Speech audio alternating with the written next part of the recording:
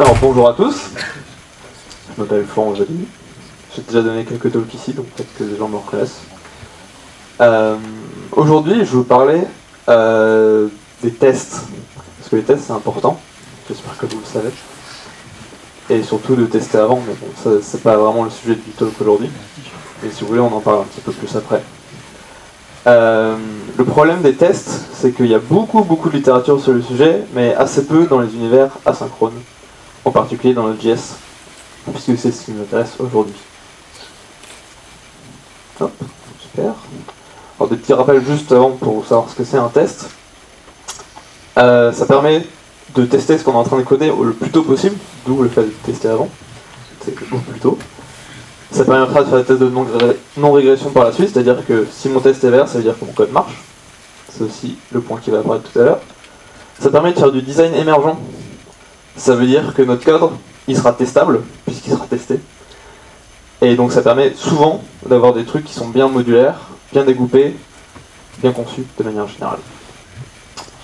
Et surtout, ça permet de prouver que le code fonctionne, et de ne pas avoir des merdes en prod. Un bon test, alors j'ai pas repris toute la liste des bons tests parce que sinon ça rentre pas. Mais le plus important c'est isolé et reproductible. Reproductible c'est clair, c'est-à-dire que s'il fait une fois sur deux votre test, c'est chiant. Et isolé, alors dans la théorie il doit pouvoir tourner en parallèle. En pratique c'est très chiant de faire ça, mais isolé ça veut dire que quel que soit l'ordre dans lequel je lance mes tests, ils fonctionnent tous. Non, ou ils fonctionnent pas tous, si votre test est rouge, bien entendu. Alors, il y a deux difficultés majeures quand on teste en asynchrone, en tout cas dans le JS, c'est de connaître les bornes de notre test. Typiquement, quand est-ce que notre test finit ? C'est assez facile avec un timeout qu'on va montrer tout à l'heure, mais dès qu'on arrive avec plusieurs callbacks qui sont entremêlés dans des callbacks, plus des trucs comme ça, enfin je suis sûr que vous avez déjà eu le problème au moins une fois dans votre vie si vous codez en Node.js, on ne sait jamais vraiment quand c'est la fin. Et parfois, c'est jamais fini, on sait jamais quand est-ce que c'est fini, et on sait pas s'il faut arrêter le test ou pas. Bref. Notre problème, c'est la gestion des erreurs. Est-ce qu'il y a déjà des gens qui ont eu des erreurs avec une call stack de 3 lignes en Node.js ? Là-bas au fond, vous pouvez tous lever la main je pense. Ça c'est dû au fait que Node.js est basé sur une boucle d'événements, ce qui fait que les mécanismes de try-catch du langage JavaScript, qui sont les mêmes que en C++, en Java et même tous les autres langages de la planète à peu près, ne fonctionnent pas. Parce que la boucle d'événements, concrètement, c'est une while true, et donc la pile d'appel est reset à chaque fois qu'on lance un comportement asynchrone. Ça nous fait perdre beaucoup de contexte, et surtout, ça nous fait ne pas profiter du try-catch natif. Sachant que c'est avec des try-catch que d'habitude on voit si un test échoue ou pas. Alors, j'ai essayé de mixer le fait de voir différentes approches à ces tests et présenter au passage quelques frameworks. Alors, comme vous le voyez, il y en a qui sont orange et d'autres qui sont gris. Je pense que vous avez deviné que ceux qui sont orange, c'est ceux dont je vais parler, ceux qui sont gris, ceux dont je ne vais pas parler. Je les ai juste notés parce que je sais qu'ils existent, et vous savez aussi qu'ils existent. Seulement pour noter, pour présenter les différentes approches, ces trois résument suffisamment. Jasmine, c'est un framework de test qui est très spécialisé navigateur. Tap, c'est un framework de test, enfin vous faites tout lettre L au plus loin, c'est un peu chiant. Mouse, c'est un framework de test qui structure beaucoup, mais au fond il fait la même chose que les autres.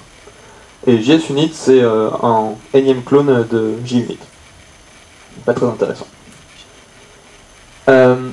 Une des approches, qui est l'approche quasiment la prise la plus souvent, c'est de déclarer explicitement la fin du test. Donc là, dans mon petit exemple avec un setTimeout, si vous voyez, à la fin, j'ai t.n. Bon, ici, c'est du type. C'est presque comme tap, mais c'est juste type. C'est un truc très rustre. J'écris une fonction qui prend un paramètre t comme test. Bon, il peut faire des assertions sur des données, il peut faire ce qu'il veut concrètement, et à la fin, il dit qu'il a fini. Ça marche. Et à la fin, s'il n'y en a aucune des deux assertions qui me dit, il dit même qu'il y a eu 2 erreurs pendant le test. Ça, c'est sympa. En Node.unit, c'est le même genre de truc. En Node.unit, la différence, c'est que, au lieu de runner un test, on exporte une fonction qui sera ensuite par mode unit interprétée et runée comme un test. Donc, du coup, on peut avoir plein de modules de test comme on décrit les modules d'habitude. Si vous faites attention, et même si vous faites pas trop attention, je pense que vous voyez que c'est exactement la même chose à 2-3 trucs près. On a un export ici. J'ai renommé ma variable test plutôt que t, parce que c'est comme ça que c'est dans le README, donc en général c'est comme ça qu'on fait. Mais concrètement ça ne change rien. Et un test.end. Sinon le reste est strictement équivalent. Le dernier que je présente c'est Mocha, qui a l'avantage d'être très différent. Parce que lui, il approche une structure qui ressemble peut-être à Jasmine, si vous avez déjà vu. Grosse différence, on utilise expect.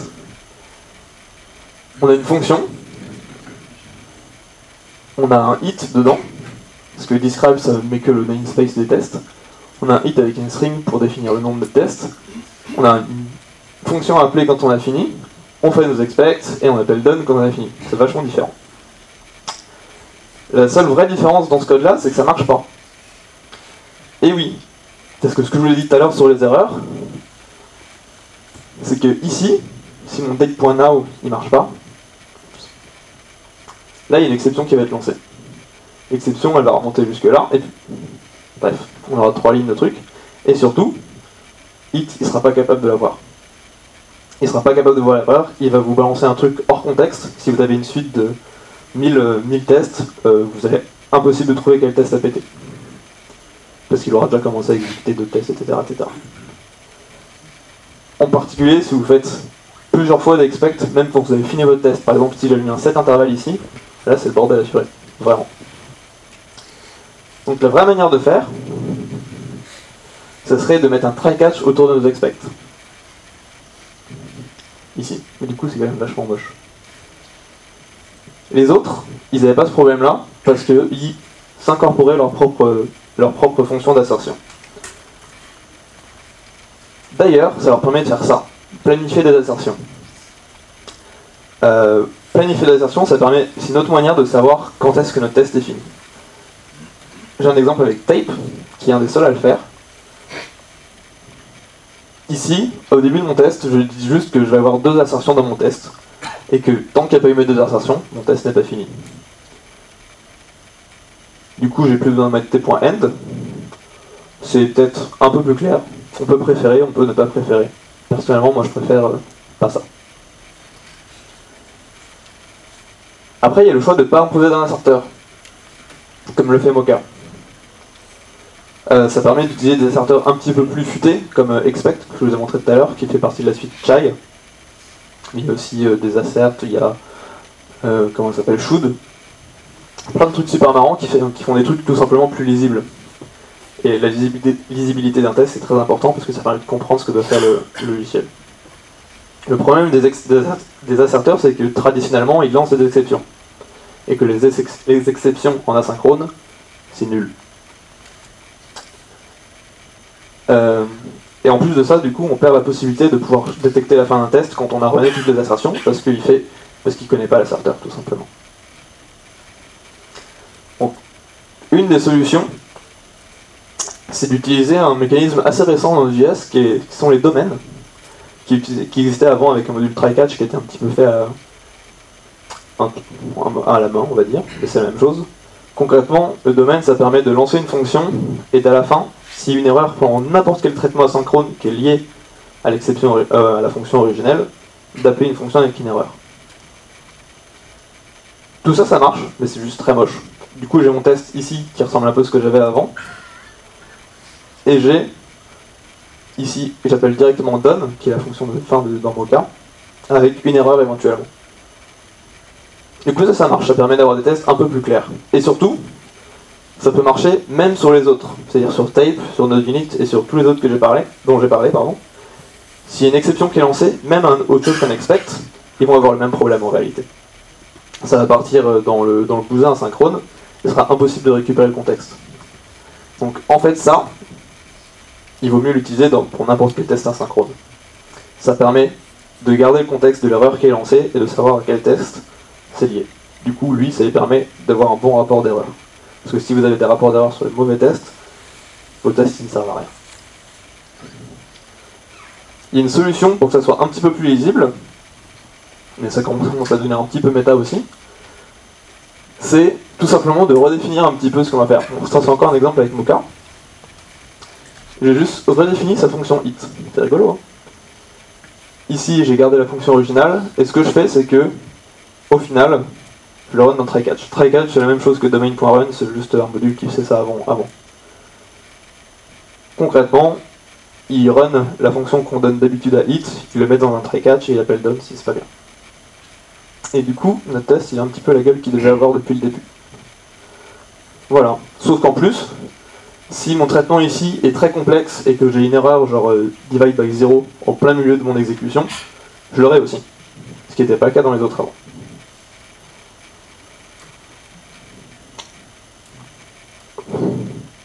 Et je voulais aussi vous présenter quelques outils d'industrialisation de ces tests.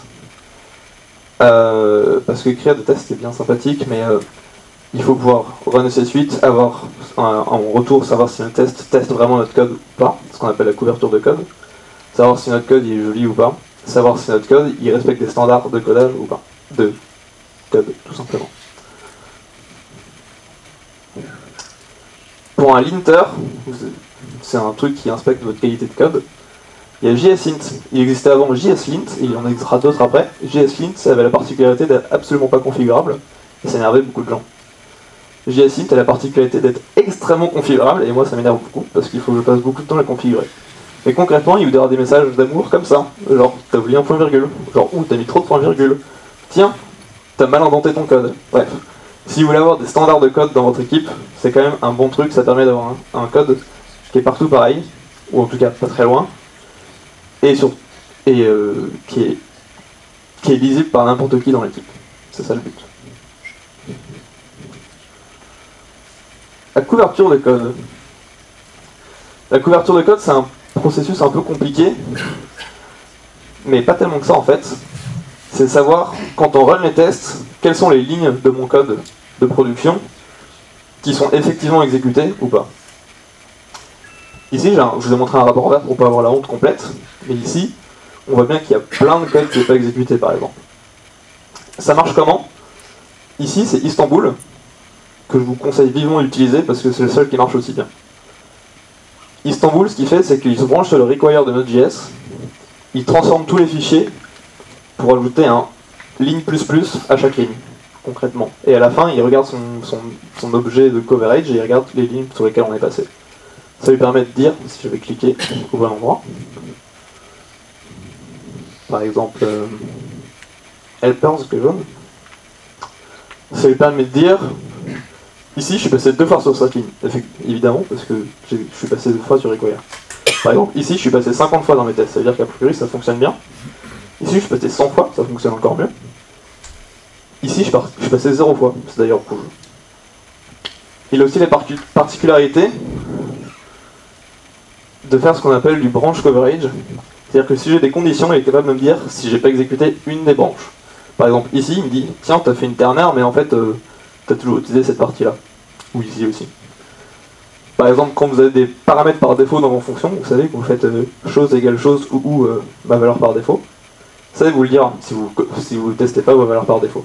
Alors, ça peut être inutile de tester ça, mais ça peut aussi être très utile et vous éviter des bugs qui font mal à la tête.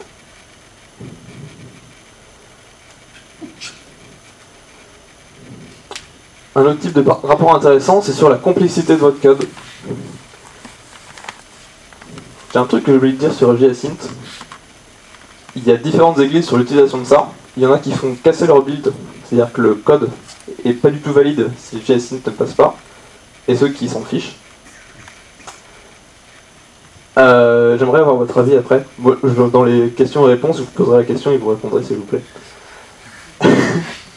J'ai une... Voilà. Pour la complexité, c'est un processus un peu compliqué qu'on appelle la complexité cyclomatique, qui va vous dire si votre code est compliqué ou pas. Ici, dans ce rapport-là, qui est du coup généré par Plateau, qui est un super truc, il me dit si mon code est maintenable ou pas. Concrètement, ça correspond à la complexité cyclomatique. Hop. La complexité cyclomatique, c'est lié à la fois aux lignes de code, nombre de lignes de code d'une fonction, et concrètement si elle penche vers la gauche ou pas. Si elle tire, non, vers la droite. Enfin, gauche pour moi et droite pour vous. S'il y a beaucoup de conditions, s'il y a beaucoup de callbacks, s'il y a beaucoup de ce que vous voulez, ça va augmenter la complexité, et plus c'est complexe, plus c'est compliqué. Compliqué à maintenir, sous-entendu. Donc ici, on voit surtout qu'il me dit que ma fonction mapLending, elle est beaucoup de lignes de code, mais au final, elle n'est pas si compliquée que ça. Elle a une complexité de 6. J'ai déjà vu des trucs avec des complexités de 150, 160. Voilà. Ça fait mal.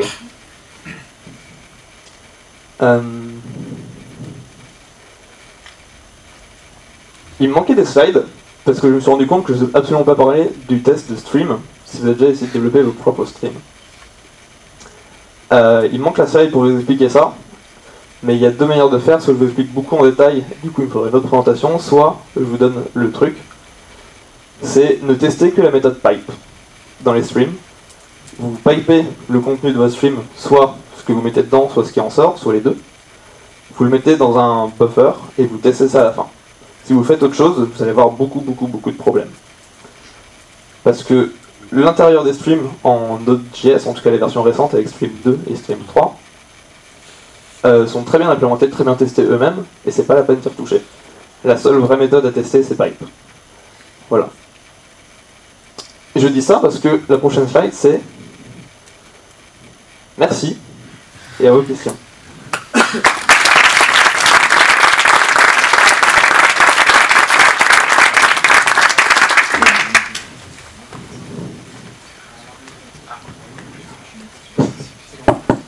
Allô, ok.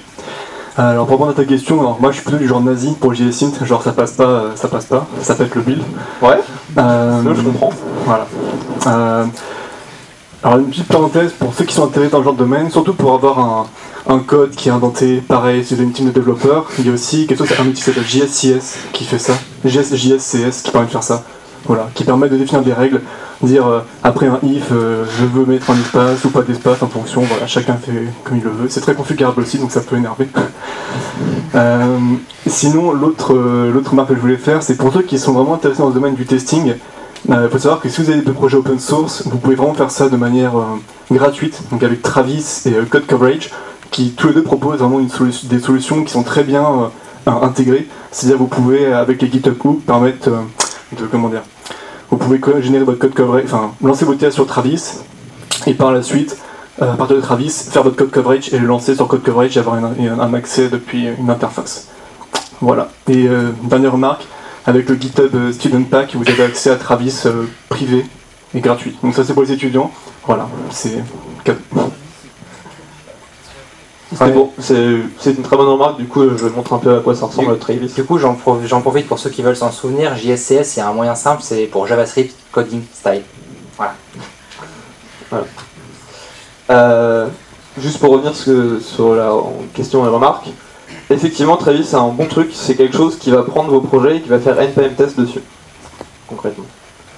Et il va vous générer ça, et surtout il va vous générer ça, un petit badge que vous pourrez mettre soit sur votre page web, soit sur votre GitHub. Mais ça permet de dire aux gens qui arrivent sur votre projet, ça marche, les copains, et il y a des tests.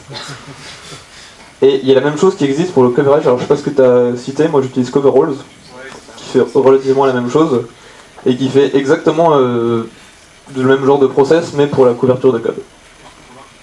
Ça permet aussi d'avoir un badge qui vous dit, tiens, c'est testé à 100%. Voilà.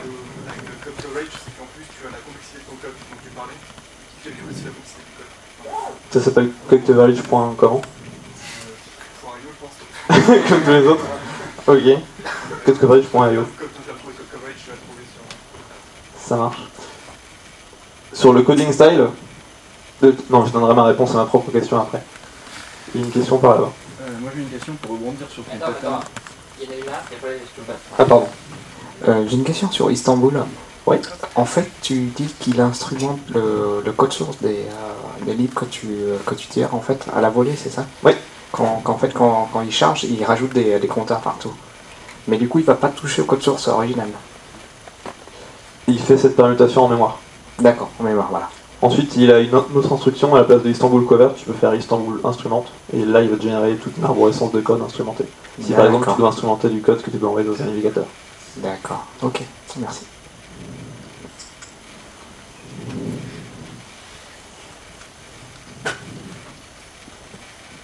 Pardon d'avoir grillé la place. Pour rebondir sur ton pattern de test sur les streams, en fait, moi je suis fan de justement stocker des choses dans un buffer et de wait pour mon buffer d'atteindre un certain état. Et s'il l'atteint jamais au bout d'un timeout donné, mon test fail. Et si bien que en fait, mon test, c'est ce qui a mis à jour mon buffer qui foire quoi. Tu vois, je sais pas si je suis clair. Tu fais un intervalle, on va dire, sur l'état de ton buffer, et tant que l'état est pas bon. Je fais un wait for my buffer to égale tel état, et tant qu'il n'est pas dans l'état, le test s'exécute pas. Dans les 2 secondes par exemple. Dans les 2 secondes. C'est par défaut le timeout, c'est souvent 2 secondes. C'est ça. Ouais. Avec quoi tu fais un wait for chose? Jasmine. Jasmine. Et ça marche en Node.js le wait for? Jasmine Node. Ok. Ah, Jasmine Node. Oui. Écoute, c'est cool. C'est un peu du coup la même chose. Bah ouais. Mais je connaissais pas ce wait for d'un état en fait dans Jasmine. Mais très intéressant, merci. Ok. Et du coup, et sinon, t'étais vu sur Jacinthe Ouais, Jacinthe, non, le build passe pas, y a pas de souci. Le build passe pas, ok. Salut. Salut. Quand j'utilise Istanbul pour lancer mes tests, étant donné qu'il instrumente le code, quand il y a une erreur, moi j'ai la ligne 9. Est-ce qu'il y a moyen de passer outre ou d'avoir un système qui fasse les deux et qu'on sache où ça a vraiment pété? Ou alors il faut lancer à la main Mocha que j'utilise? La réponse est non, il n'y a pas de moyen. En fait, l'erreur dont il parle, si vous n'avez peut-être pas compris, c'est que normalement quand on a une erreur, on a aussi normalement une stack trace avec un numéro de ligne intéressant, voire un numéro de colonne intéressant. Et en fait, Istanbul, je ne sais pas comment il se démerde, mais il ruine complètement ça. Ah, parce qu'il a écrit le code en fait. Non, il donne une ligne 9 pour tout le monde, mais normalement il n'est pas censé changer le numéro de ligne. Numéro de colonne oui, mais pas de numéro de ligne. Et je n'ai pas encore trouvé pourquoi, mais on se retrouve toujours à des erreurs à la ligne 9. Donc la solution que j'ai trouvée, c'est lancer Mocha à la main, effectivement. Du coup, tu n'auras pas de code coverage, mais c'est pas vraiment ce qui t'intéresse pour l'instant. C'est la deuxième étape justement pour voir où est-ce que ça a pété. Sinon, pour répondre à ta question, faut pas que ça passe, non. Vous avez peur de dire en public en fait que vous rencontrez JS, c'est ça? Est-ce qu'il y a d'autres questions? Ouais, il y a de la place pour une dernière. Ah bah non, même pas de dernière. Ah bah c'était la dernière alors.